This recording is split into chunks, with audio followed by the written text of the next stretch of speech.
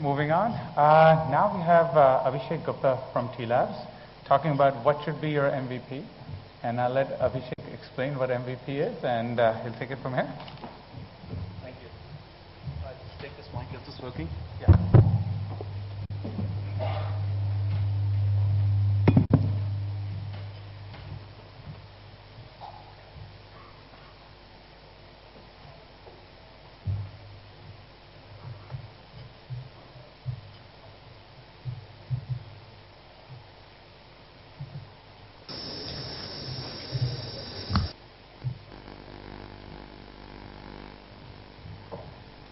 So, does everybody here understand Hindi? How many people don't understand Hindi? Okay, there are still 2 people, because I have a habit of bursting into Hindi from time to time. I hope there are no Shiv Sena guys here. So, this is about minimum viable product. How many of you know what a minimum viable product is? None? It's going to be an interesting session. Okay. So first of all, let me introduce myself. I am Abhishek Gupta. I'm head T-Labs Accelerator Program. Does anybody here know what T-Labs is? Again, no. That's great. So T-Labs is a startup accelerator. It's very similar to Hatch. You have heard Project talking about accelerators. It's written on the board. So some of the people have gone through the previous session on angel funding and accelerator and what's the difference. So we take in startups at a very early stage and we fund them and take them through a 3-month program where we let them know about the nuances of business, tips and tricks of business, how to create a strategy, how to build a minimum viable product and take it to customer. So this is a short presentation on what we coach our startups and guide our startups build their product in. So I've invested, T-Labs has invested in 7 companies and I've been part of that investment, and I'm also an angel investor, so I've invested in a couple of companies, mostly technology companies, a couple of e-commerce companies as well. The discussion today, and let's make it an interactive discussion, so if you find it's very boring, stop me, and if you have any question, you can stop me and ask that question. I don't want to do, it's not a one-way street, it's not a monologue, so I would want you guys to participate. So any question, just stop me and ask that question. How many of you have read The Lean Startup? That's great. But let's make it a point that when you go out from here, at least read this book. It's a very good book for people who are starting out. It's written by a guy called Eric Ries. He ran a Valley startup. I forget the name of that startup, but he writes in the book what startup he had run. And he has created this methodology out of which MVP is a concept out of that methodology. So we'll talk about that methodology while we're talking about MVP as well. So let me start with my story. So this is what I did. I founded a company in 2005. It was funded by, and this name probably you all know, please don't shame me. Does anybody know LimeWire? Right, so a lot of nods, thank you. So this was funded by the same guy who had founded LimeWire in New York. It was called Lime Labs, and we were doing a cloud hosting platform. So we ran this company from India, the entire technology, marketing and operations part of it. So the idea was that we used to go to him every year, present our plan, get a couple of $1 million and come back and spend that couple of $1 million in building Lime Labs. This is what we do. We started the company with a long-term vision that we'll be best cloud hosting platform out there. We will even beat Amazon, right? We raised around between 2.5 to $3 million. Hired the best and the brightest of ID Computer Science. So the first batch, 10 guys, were all from ID Computer Science, Delhi and Bombay. We spent 2 years building that world-class technology that we were chasing, right? And this has a repercussion of what I'm going to tell in the next slide. So listen very carefully. We had utmost focus on quality and processes. Our team grew to 100 people by the end of 2009. And we were still building that product till 2008, early 2008. We also hired an experienced COO in US to run our product and sales. And then again, some more mistakes that we did was, none of this was working because we went out, we tried to get customers. We got a few customers, so we started burning more money in Google AdWords. So we started burning 100K a month in Google AdWords, started getting more and more customers, right? But for one instance, what we did not do was actually look at customers and said, let's step back a little bit and figure out what the customers wanted. We never did that. We never faced the hard realities of life. We always went ahead and we want more customers, more customers. At one point, while we were shutting down, we had 100,000 customers on our platform, and they were paying customers as well. But and we also hired PR to get coverage from tech blogs, and we did a big marketing push. What actually led us on our downfall was that we did not understand what the customer wanted. We built the platform, we built the entire hosting engine, we built the entire control panel on what we think was the best for the customer. And we kept pushing that, whereas the customer always came back with, dude, do you have a cPanel? And we said, use our platform. Our hosting panel is the best panel out there, right? You don't need cPanel. And the customer would say, okay. And some of them, 90% of them, did not become our customer. And we did not realize what the customer wanted was a simplified cPanel that he has been using for last 10 or 15 years, right? So as a result, we wasted 5 years of our effort. We burned $2.5 million plus of our investors, and our shadow beliefs led to bad decisions and some more money, right? It was a complete waste of, I can't even begin to compute the number of man hours that these smart IT engineers had given to the company, and it led to nothing, right? At the end, we did a distress sale. We would have burned more money, but our luck changed, and LimeWire was sued by RIA in America. So it was a $750 million lawsuit, and the investor had to settle for $105 million. So LimeWire was a P2P file sharing platform. It was known for sharing songs, right? Now, I say our luck changed because if it did not have happened, we would have continued to burn more money and more money to chase our vision because he had a lot of money, right? And he believed in us.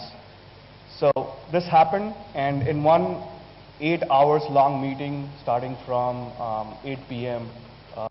To in the morning 4 a.m. One after the other, all the businesses got shut down. Right? When I look back, and I'm saying this at hindsight, obviously I felt bad at the moment. I had to fire 110 people from the company that I had created in the last 4 years. But when I look back, I said that was probably right, because otherwise we would have wasted more money, we would have wasted more time, because we did not know the reality. So these realities, so I started reading a lot after this one, and when I was given an opportunity to lead T-Labs and teach the startups, what they have to do next to create a scalable business, to understand what the customer needs. This is the first thing that I did. I searched on the net what a startup would need, and Eric Ries's blog popped out. On the first thing, the first slide that he has written was very similar to this slide. Is it a good plan? This was exactly like this slide, except I added my more mistakes that we had done. So I was so taken by his blog that I read the complete book, and I realized, and it led to another, and it led to another, and it led to a series of 8 to 9 books that I read back to back in a month period before I figured out what a startups actually need to survive in this ecosystem. So what we'll see is some small, I would say, crux of those 7 to 8 books. I will refer those books while I'm going through the presentation. But please let me know if you have any questions or I'm getting too bored. So far so good, right? All right. So what is wrong? First, shadow belief. We know what customers want, right? Who have ever thought that, we don't know what customers want, so we'll go ahead and build something for the customers, right? Whoever has created a business would always created a business. I met just one guy who was pitching to me out in the lobby right now, an hour back. He had taken 1 year to build a product, and he said, I know what my customers want. So I told him, go ahead and just release it and see if this is what your customers would want. And he happily, so he understood the point. I spoke to him about 30 minutes about Lean Startup and MVP, and he understood the point, and the results would come out. But most of the similar guys I've spoken to in last 1 year, which is around 100 people, make the same mistake of doing a product for almost 1 year before they launch it to customer, and then they realize this is not what the customer wanted. Right? Second shadow belief, we can predict the future market. You can never ever predict the future market because you are not a visionary, you're not Steve Jobs.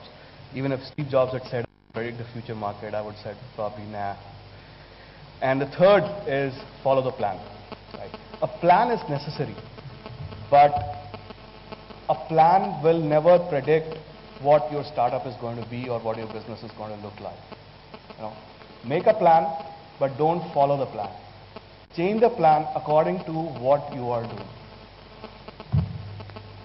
Okay, so I'll head to the MVP, but before an MVP, there's 4 important questions that I ask every startup or every business to ask themselves. First is, do customers recognize that they have the problem you're trying to solve? Right? If there was a solution, would they buy it? Would they buy it from you? And can we build a solution for that problem? If you look closely at these questions, these 4 questions, they point to all aspects of an MBA education. Right? The first is, are you trying to address a problem to a solution that a customer has? Second is there monetization benefit if you solve that problem? It relates to pricing, it relates to would customer buy it, who would buy it? And third is all about competitive landscape. Would they buy it from you? Is there a solution that is present in the market? It's related to pricing. Is your pricing good enough or competitive enough with the market? And the third and fourth is, can you build a solution? Do you have that skill set? Do you have the resources to build such a solution? Right? Most of the startups that I've seen, that I've talked with, straight away jump to 4. Can we build a solution for the problem? Most of the time they don't even think about this problem. They think about a solution and a technology. This is what I built and this is I know will sell. That's the biggest mistake you will ever make when you say I know this is what will sell and I know this is what I built. Right? Don't do that. Start with the first statement, which is, am I solving a pain point? Am I addressing a problem? How many customers do you have this problem? How many of you here are business owners? All e-commerce or different from e-commerce? Okay. Have you ever thought about these 4 questions? At least the first one. And what was your response to that? When you figured out that this is a problem that you're solving.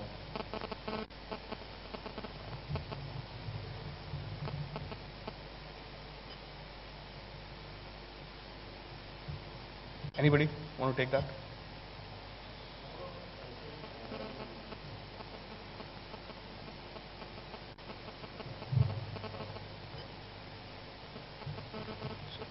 What's the business you run?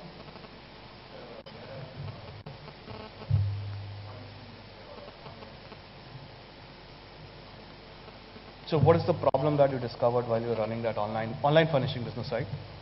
So what was the problem you're solving?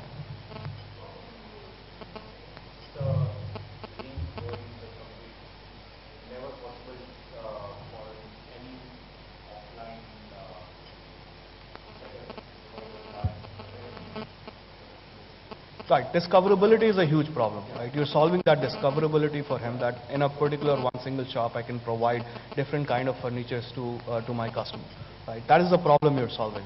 And what did you do then? Did you build a solution or did you go ahead to your customers and started talking to your customers?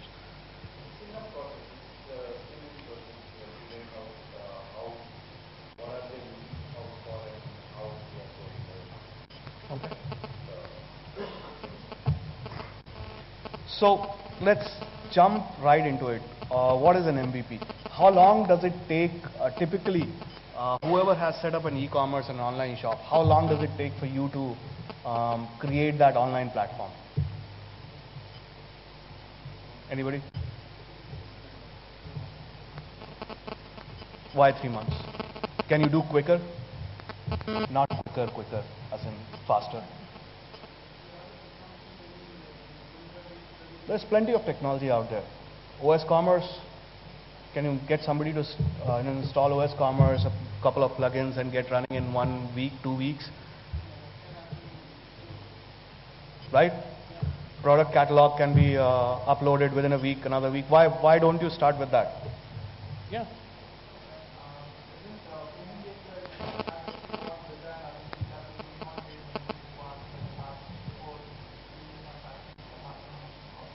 Okay, that's a very good point.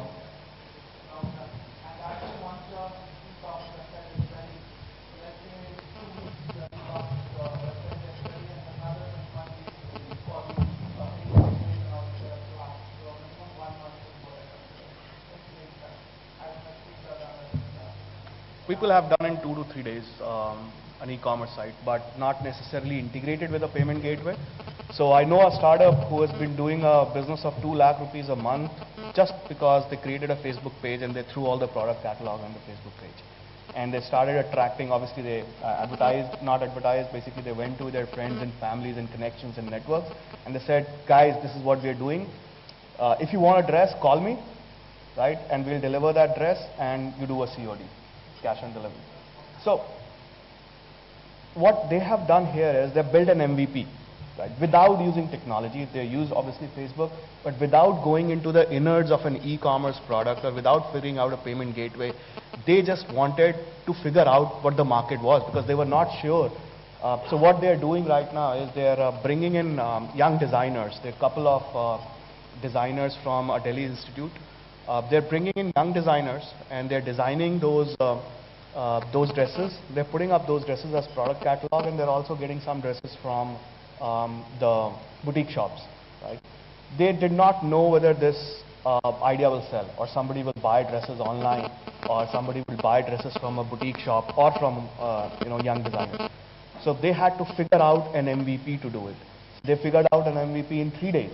They collected the product catalog from different boutiques and different designers, threw it on a Facebook page, which they could build in 2 to 3 days, and started telling their friends and families and network that these are 20 products that are available online. Why don't you go ahead and buy it? And before you know it, they were getting 2 to 3 orders, and they were delivering those orders and getting payment through COD. Right? So it's a very typical example of somebody who's building an MVP in 3 days to figure out what's the right customer market or product market fit. Now, then they approached me that this is working, and I was surprised that a couple of designers with no technical talent, these are designers, fashion designers, right? Not UI designers, with no technical talent can do that. So that's kind of an MVP I'm talking about. You have to test the market first. You have to figure out what you're building is going to be bought out by customers. So monetization should be the key and the first most thing that you should figure out, right, while you're building a startup. If you're building a community startup, I can still say you have to figure out first how will that community get built before you think about monetization, because advertisement is the monetization probably you're looking at, which will kick in at a much later date, right? But if you're building an e-commerce shop, if you're building where you're selling something digitally, if you're building any technology that someone will use as a productivity software probably, you have to think about monetization and you have to think about how much the customer will pay and how will he pay, right? Rest of the parts can come later once you have figured out who your customers are. So build minimum features with minimum time and effort, right? So there's another story. So I was in Chennai, and these 3 guys who was pitching me, and they were pitching me a radio service in that they wanted to play in restaurants, merchants, and ask merchants for 500 or 1,000 rupees for that radio playlist, right? It's very similar to Pandora, and then insert ads and get the advertisement revenue. And they said, they need 15 lakh, 20 lakh rupees to build an MVP to show that this will work. I said, go ahead, create a playlist on a USB drive and go and sell to 5 restaurants. They liked the idea.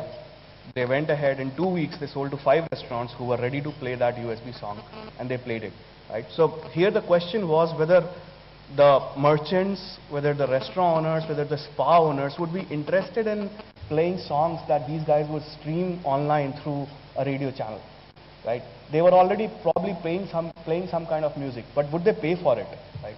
And in both categories, they figured out that one, they were interested in playing these songs, and two, they were ready to pay 500 to 1,000 rupees. In fact, now that they've figured out, this was like 5-6 months back, that they're paying 3,000 rupees per month for playing these songs on their station. And they're also getting advertisers on board who are advertising every three or four songs, right? Again, an MVP which was a non-technical MVP, right? With e-commerce, it may not be possible, but it is possible to build quickly something to figure out, what the customers want. So, avoid waste is the only message that I'm sending across to all of you, right? If you are working on something for too long, for 1 year, for 2 months, for 3 months, without figuring out if this is what your customer will want, then you are wasting your time, you're wasting your opportunity cost, which is going to be the big opportunity cost, right? Find out simple methods of figuring out if you can sell this, or if you can figure out who your customers are without using technology, or minimally using technology in a faster time. Most of the time it's possible within a couple of weeks to build something, throw up an e-commerce site, put up 20 to 40 product catalog up there, and reach out to your customer saying, hey, this is what I have, will you buy it? And in the process figure out who your customers are, right? The demographics of your customer, age of your customer, whether it's a female or a male or a child, who it is, right? Most of the cases, you don't know who it is, who will buy, right? So, other things to avoid waste, iterate fast, have smaller development cycles. For those of you who are from tech, how many of you are from tech here? All right, enough of them. So iterate fast, smaller development cycle if you have a Scrum methodology in place. If you don't have, I'll advise have a Scrum methodology and keep the iteration minimum to 1 week and iterate daily if you have to. Do check-ins daily, commit daily, run the entire code daily, execute the entire code daily, right? So you'll figure out the errors early in your code, right? Get your product into the hands of the customer as fast as you could. Find out customers want before you build it, right, as I covered. So, and a word from W. Edwards Deming, who was a Japanese guy who created this lean, Toyota lean architecture or something like that. He said the customer is the most important part of the assembly line. You have to understand what the customer wants before you start building anything, right? They did it through research. You have to do it through selling. If you sell your product, you know what your customer wants. And customer will tell you, they will come back and tell you, dude, this is wrong with your product, or this is what I want in this product, right? So you have to figure out those things dynamically while you're running your business from scratch in a very small manner, right? Quickly use commodity technology, open source versus proprietary, as I was saying. Use OS Commerce, use Magento, but build it fast, right? Agile development, Scrum. I'll quickly skip this because it's not relevant to the audience here. Again, few technology slides. If you are interested, you can probably take this later from me. So again, second question of an MVP, what is an MVP? It's like, find your customer, who would be the early adopters, and sell it to them. So once you have built an MVP, a very basic prototype of what you're going to do, try to figure out who your customers are, right? Go and sell it to 100 people or 200 people or 500 people. I don't know what the numbers in your case would be, but go and sell it to those people, right? Don't offer it for free though, I would say. Charge something for it so there's 2 points, psychological points, which are important. If you give it for free, they may or may not use it. The feedback that you will get will, I don't know if it will be the right feedback, right? So what we tell our startup is sell, right? If you are solving a pain point, if they need that, they will definitely buy it. Coming from a technology background, I was always scared of selling, right? Somebody told me to sell something, I was like, dude, nobody's going to buy anything from me, But what I've realized in the last 5 to 6 years, if you're solving a problem, if I give you something that you really need, you will pay for it, right? And when you pay for it, then you'll give me the real feedback that this is not working or this is what a feature I need, right? Look at the development of our phones, right? They have come from those Nokia handset which we used to use in 2000, early 2000, 2001 and 2002, which could be used to throw at somebody, and hurt him, right? Now they have come down to a touch screen. This is a feedback process that has taken 10 years to get that, product from here to there, right? So similarly, you have to evolve that feedback process only much faster. Iterate every couple of weeks if you have to give to a new release to a customer. And believe me, don't be afraid of selling. People will buy if you're solving a pain point. If you're solving no pain point, people will not buy and realize that you have to pivot to a different model or a different market. So this is a catch in figuring out your customer, right? If you do it too shallow or too narrow, and if you figure only one demographics of a customer, right, you may realize that it's a time to pivot. But it's not the time to pivot to a different model altogether. It's time to pivot to a different customer segment probably altogether.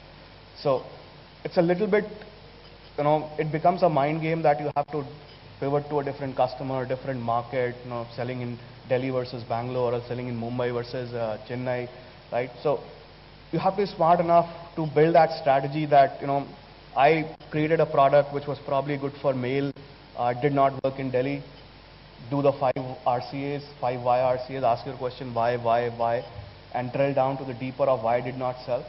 In fact, even if it works, ask those 5 whys again, because you will get insight into why it is working, and then you can replicate, always keep on replicating your successes and keep on throwing your failures. So never be afraid of failures. 90% of startups will fail, right, because of one reason or another.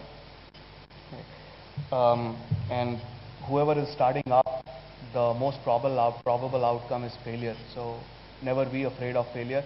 It's just that small failures that you have to find. And I'm not talking about big failures. I'm talking about smart failures where you put up the website 2 weeks, Google ads, SEM, Facebook ads, and you sold no product, right? That's a small failure. You have to recover from that small failure and figure out what you're doing wrong, rather than saying, there are no takers for my product, I'll shut down this and I'll go somewhere else. Another book that probably you might want to read, which is The 4 Steps to Epiphany, which is Steve Blank. It's a customer discovery and customer development model. So it talks about framework to figure out who your customers are and how do you approach those customers, and then take it to a scalable model of replicating that framework and figuring out more and more customers.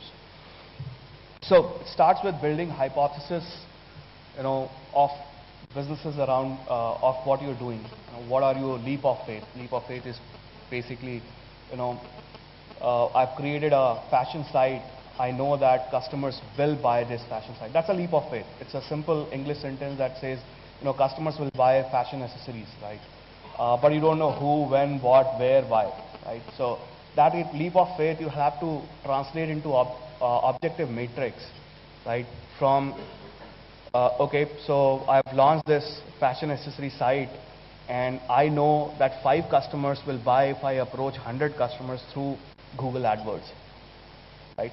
So you try to do a Google AdWords SEM campaign and try to get 100 customers, and through your home page or a landing page, you figure out if 5 customers become your, you acquire 5 customers, right? But if you don't acquire 5 customers, and out of all those 100 customers are exit, then it's the time to think. Then you do an A/B testing and throw up another landing page and try another 100 customers through the funnel and figure out what's wrong with the process, right?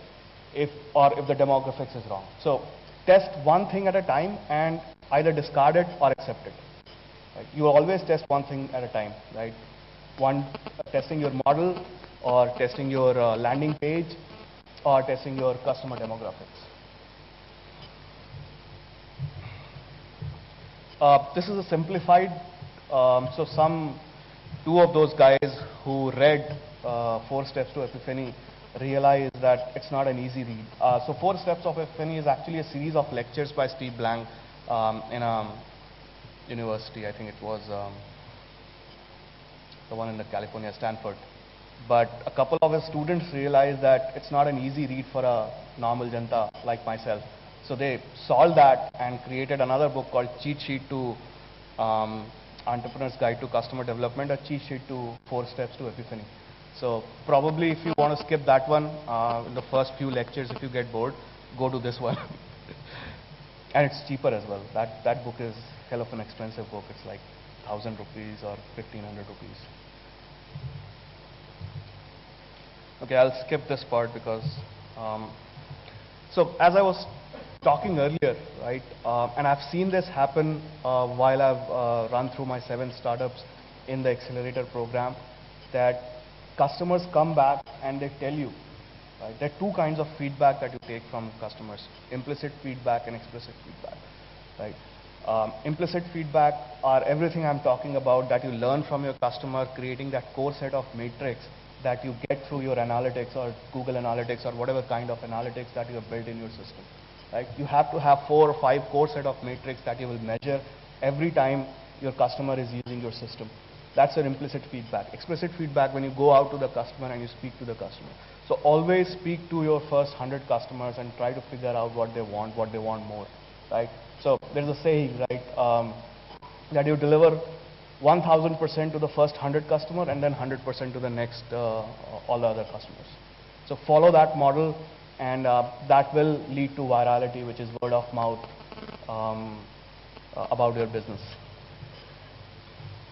Are you guys with me? Sure? Everybody's thinking about the wine outside. By the way, there is wine outside. Right, any questions so far? Okay, again, a simple, sure. Like, give me an example, specific.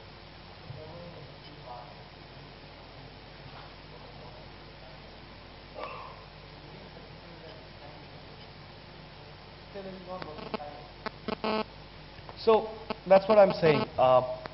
Before the final not working, before that big failure, if you have set of objective matrix around your business, for let's say, let's do a cohort kind of an analysis where you say, you know, I will get 1,000 customers through my website, through my door, right? And this is your just assumptions, right? And I'll acquire 20 of those customers, and out of those 20 customers, probably 5 or 6 will end up buying something. So this is a core set of matrix actually you have created for you to measure, right? Now, one or the other thing will not work in this chain, right? Either you'll not get 100 customers, then there's something wrong with the campaign. Figure out what's wrong with the campaign. Whatever campaign you're running, SEM, SEO, SMM, whatever, right? It could be something wrong with the campaign or email marketing, right? Or come to the next level. If you're not getting 20 customers are not, so you have created a benchmark for yourself, right? I'm not saying that benchmark would be correct on the first attempt. You will get smarter and more experienced when you do this, right? But if you're not getting 20 customers through the door, if they're not signing up, right, and it is less than number, like 2 or 3, then there's something wrong with the value proposition or that landing page that you're getting, right? So change that landing page, do a lot of A/B testing. So A/B testing is a way of basically showing 2 different landing pages to customers. Like one could be a simple homepage. So home pages are landing pages, they're nothing else, right? That's where the customers land, and based on the interest they sign up, right? They could throw up a completely different landing page which exactly matches that the campaign he's coming from. So if you're running a banner campaign, if he clicks on it, it exactly matches that, right? See if the number increases, the acquisition rate increases, right? So do a lot of A/B testing and figure out what is working in terms of acquisition. Now, when it comes to transaction, and since I assume most of you guys are in the e-commerce business, when it comes to transaction, right, if a customer is leaving, so you have to put Google Analytics or any kind of other analytics tool to see how much exit rate or how much customers are actually leaving the shopping cart, right? If the customers are leaving the shopping cart, it means that they are not interested in the product, or that there is a mismatch between the customer that you got through the funnel to a point where he doesn't want to buy this. Right? Now the best part is, to figure out who is the customer that wants this product, right? So if you are selling a watch, right, how do you reach to the right customer is the first thing that you figure out. If you figure that out, if the customer actually wants a watch, then he will buy that watch. Well, the pricing is correct and you are giving him some discount and blah, blah, blah, right? But he will buy the watch because he's looking for a watch. But if you get customers, if you just run a blind SEM Google campaign or Facebook campaign and you're getting a lot of customers through the funnel, they see the site, they see, it's an e-commerce site, I will let sign up, they get acquired as well. But it doesn't translate into transaction. It means that your campaigns are just too broad.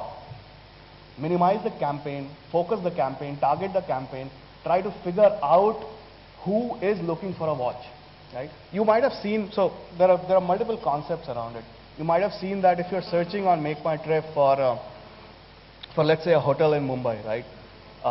When you go to other sites, the same city or a hotel will pop up for Make My Trip, right? That's called retargeting, right? So figure out if you can retarget that customer and so you can do that, right? And there is also a third-party targeting that's now coming into space where using a mishmash of data that you had acquired from multiple sites, so it's kind of a profiling of a user, right? So if he shows interest in any other site and he goes to some other site completely, he gets an offer from a third party, right, of the same hotel in Mumbai. It's not Make My Trip offers, it's probably Expedia's offers. So there's a lot of changes that are going on in ad space where you can figure out what a customer wants, in SEM. So I'm just talking about SEM, right? You can get same with email marketing, growth hacking, you can apply a lot of things. Always rely on channels that don't need a lot of money. So social media marketing, especially, and I'm not telling you to buy ads, I'm telling you to understand what Facebook does, right? Understand what Google does. At the end of the day, right, if you read enough about it, you'll figure out those are algorithms. That's it. They're nothing else, right? Facebook works on three principles primarily. Affinity to the customer, time of the day the ad is posted, and the quality of the content, right? If you can beat these three through your Facebook page, you'll start getting customers, right? And the way of doing that is just buy likes initially. Get to a 20,000, 50,000, because if you have a base, larger base, right, you can experiment with that base and start experimenting with that base and try to figure out with your content, with your business, what are these three parameters that best suit you. And always then use a lot of social media tools to push right kind of ad at right time to the right customers. And it will start working. So it's not magic, it's science. It's simple science. Does that answer your question, by the way? So, again, the most of the time, not true with e-commerce, but most of the time the companies that I fund, the tech companies that I fund, are into a situation where the product is unknown and the market is unknown, right? So it's an integration between a customer discovery process and the product development process. So on the left-hand side you have, on the right-hand side you have a product development process, which is an agile methodology, an extreme programming methodology, which is very similar to Scrum, only a little bit different in the execution of how people write code. And the second process is the customer discovery process you'll see in Steve Blank's book. So you have to make sure that these two processes or these two methodology, whatever tools you are following, you'll probably follow some kind of tools to track your product backlog. Whatever you get feedback from customers should go into the product backlog. Whoever the product manager is, in most cases as a startup, you will be the product manager. Always make sure your product backlog, which is the features that go into the product or e-commerce side, or could be just the merchandising that you're selling, is related to what the audience is asking for, right? So always complete that loop of product development, of customer development. Once you complete that loop, and once you prioritize your features so that it always is the high demand feature is the topmost, you will see that there is growth in customers and there is growth in virality as well. Okay, so we've talked about this. Iterate quickly, minimize the time through the loop. And the loop that I'm talking about is this, right?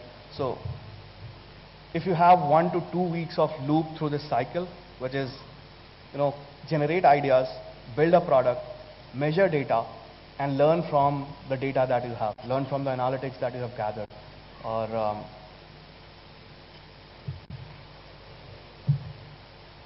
and remember one thing, MVP is not ugly, right? So a lot of startups, what they do is, when I tell them about this in my first week of the 13-week program, they create an MVP next day, and they will come with me, this is an MVP with 2 boxes and blah, blah, blah. MVP does not mean ugly, right? It has to look good. That's why I say, the 3 things that you should always consider while running a startup, especially for e-commerce startup: data, design, and distribution. If you take care of these 3 things, if you design your product good, right? If it looks good to customers' eyes, engagement will increase, right? Distribution is how do you get to customers or how customers get to you, right? If you create a strategy right enough to attract customers or get to customers, create a brand around it, and calculate a lot of data. So core matrix, the 4 or 5 core matrix that I said, you have to build those 4 or 5 core matrix of your business and keep tracking that core matrix week over week. Every week you should have those core matrix on your fingertips, that how you're doing, right? If they are not growing according to your benchmark and your own set benchmark. I'm saying when you are competing, you're not competing against anybody. You're competing against your own self, right? So try to beat your own benchmark every time you set your benchmark. So move the slider up every time that you say, I have 50% growth, can I hit 100% growth or 60% growth? Okay, so I've heard this common. Any questions so far? Everybody understood everything? Sure.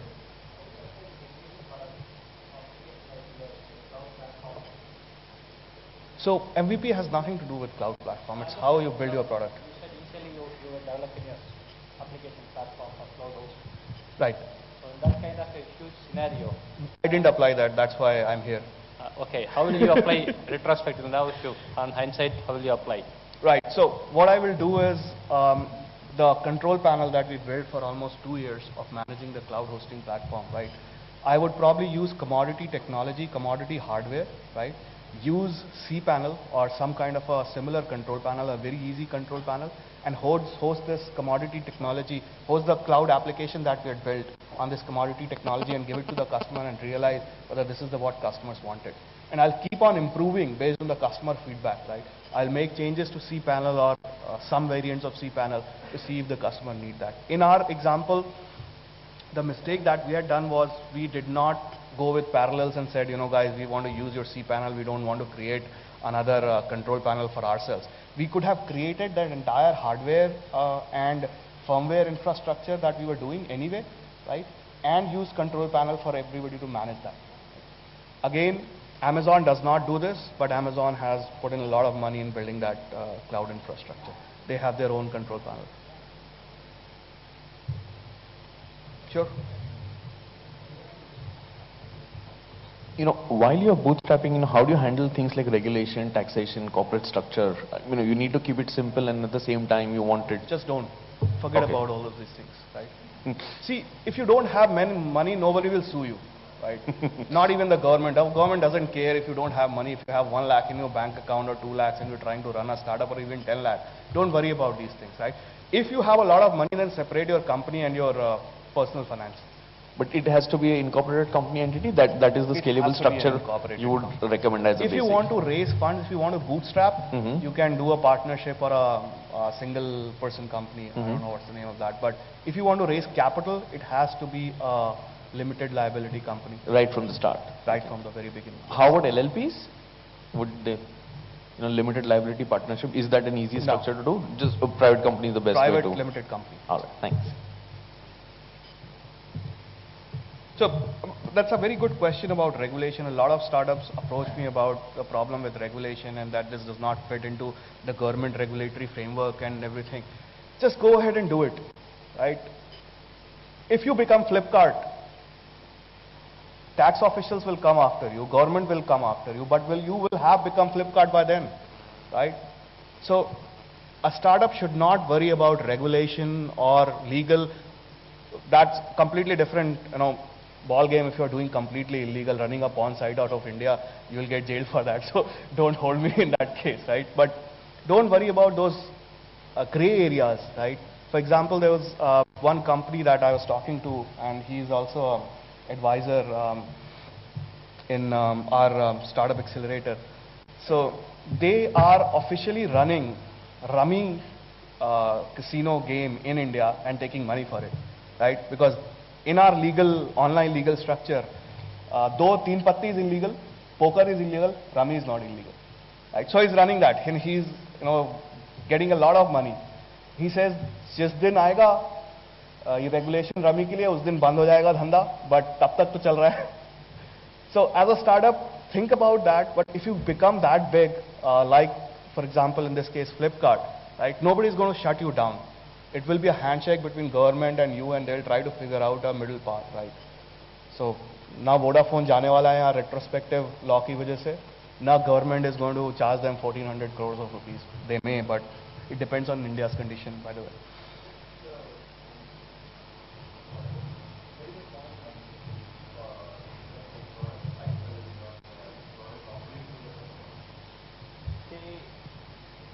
If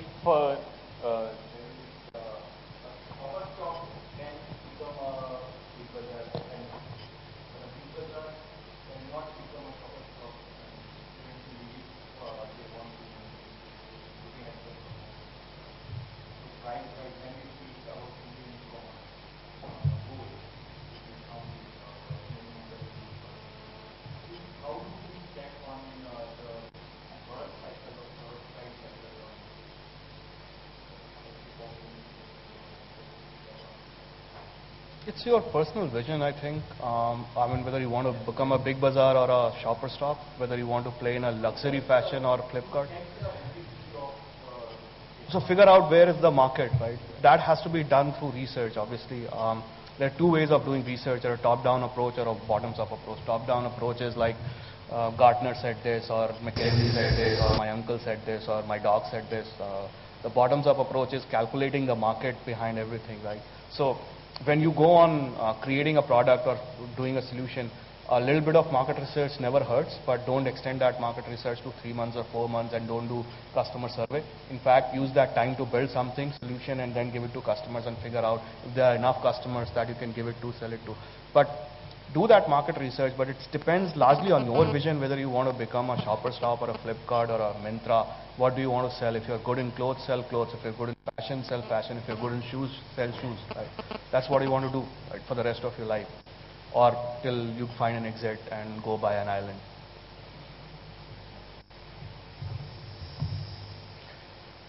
Okay, I'll skip this. Just one more book. This is my 7-8 reading books that I was talking about. Getting to Plan B, which talks about hypothesis, leap of faith, convert it into objective matrix, and figures out what's the time for pivot. When do you pivot? So somebody asked that question. When do I realize whether it's a failure or not? Right? You asked that. So this book will help you realize that, dude, what you're doing is probably not right, and there are a number of pivots that you can look into. And it could not be a complete change of your business model. It could just be that you have not identified the right market segment. Could be.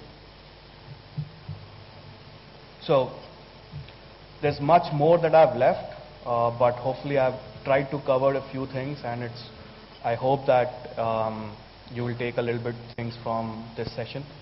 But if you do need anything further, or if you are interested in knowing more about Lean Startup methodology, you can reach me at Abhishek M. Gupta on Twitter, abhishek@tlabs.in through my email ID, right? And I tweet often, so I'll definitely reply to it. Any questions? We have just 5 minutes.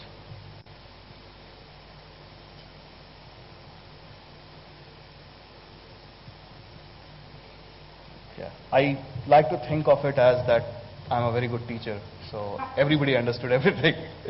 Thanks, guys. Thank you, Abhishek. Nice job. No questions?